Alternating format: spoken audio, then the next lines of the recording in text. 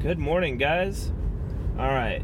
I made a recording yesterday on my way home. I had stopped at my old house to pick up a bunch of tools to take to my new house, and that was making a lot of sound in the back of my car. And then on top of that, I was gonna just soldier through it.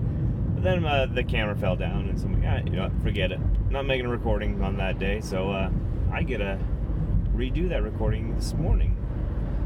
So the topic I want to talk about today is how to measure your team's performance as a developer. And this is an interesting topic to me because, one, I'm a developer, and two, I have to work with the business a lot and have to communicate timelines to them. And that's a really tough thing to do. Anyone who has a project they're working on, communicating a timeline, trying to understand how fast you're going to go, what obstacles you're going to hit and foresee is tough.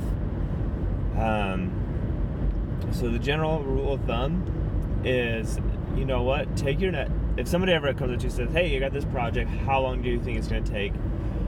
Take your gut feel. So like, oh, okay, it's probably going to take 2 weeks. Whatever you feel. Then you need to triple that estimate. It's just the rule of thumb, because there's going to be so many unforeseen things, and you generally believe you're going to be able to work faster than you really are. I'm not 100% sure why that is. I know that's how it is for me and for pretty much everyone I meet, that we're optimists, and we believe that we're going to get things done faster. So anyway, take your gut estimate and triple it. So now you're looking at a month and a half to get this thing done. And heck, if you get it done sooner than that, everyone will be pleasantly surprised. Yay! All right. So now to estimate how long you're going to take to work on something. As a developer, we have this thing called the Agile method, which involves us planning out 2 weeks worth of work, typically, and then. It starts off a little bit smaller than that. We take a task and we break it down into something really small, as small as we can, and trying to get rid of any dependencies it has, or breaking it down into the smallest individual amount of work per person. So if a task could be split up between multiple people, then that ticket can be broken down more. That task, we call them tickets. Then we take that ticket and then we do something called grooming, and we will groom it and we will look it over and figure out what it's going to take to get it done, and make sure that all the details for that ticket are there, or any missing information that would be critical for us when working on this task.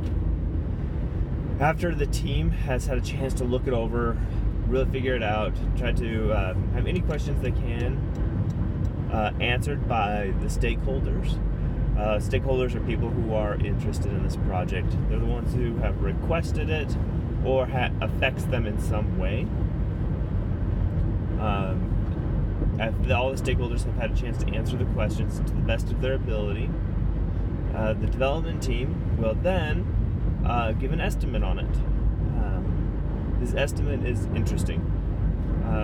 It's done with Fibonacci, so it's 1 being the least difficult. You're not supposed to use time, but it roughly equates to time.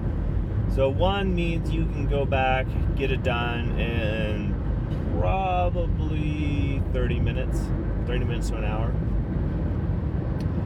A 2 means, okay, you know what, this will probably take me about 4 hours to get done. It's still fairly simple. A 3, that could take you an entire day. Probably shouldn't, but that's roughly what a 3 is. Then you go to a 5. A 5, okay, you're looking at probably 2 to 3 days to get done. An 8, you're looking at a week. And then 13, you're looking at 2 weeks, 2 or more weeks. My team, we don't try to ever go that high. because at that point, if you're estimating things that are 8s or 13s, the certainty behind them goes down. Like knowing like how well we're going to estimate this thing out, how much detail have we missed on this ticket, goes out the door. The higher up. Okay, so that's how we break down our tasks. And so what we do is we get all those estimated, get points on all the tickets, and then every 2 weeks we meet together as a development team and stakeholders and those who are interested, and we plan out the next 2 weeks. We figure out roughly from the previous sprint how many points we were completed, so how many tickets did we get done, and how many points were total on those. And then we begin pulling in those tickets until we pull in enough tickets that equal the amount of points that we did the previous sprint. So let's say the previous sprint we were able to complete 30 points. We then pull in 30 points worth of tickets this sprint.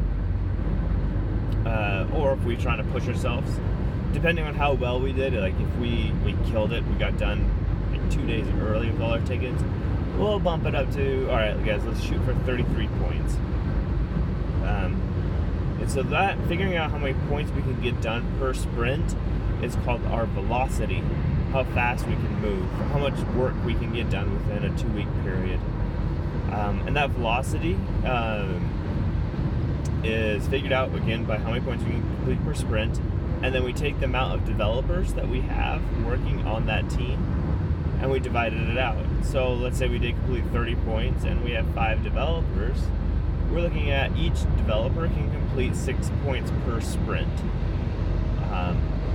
That's not 100% accurate, or it doesn't reflect exactly how we are, because every person's different. So some people are completing 12 points, whereas somebody else may have only completed 4 points. Just depends on where you're at, what skill level you are, how familiar you are with that part of the code. But anyways, so we figured it out to, okay, roughly 6 points per developer. This is helpful too when it comes to hiring, because you can justify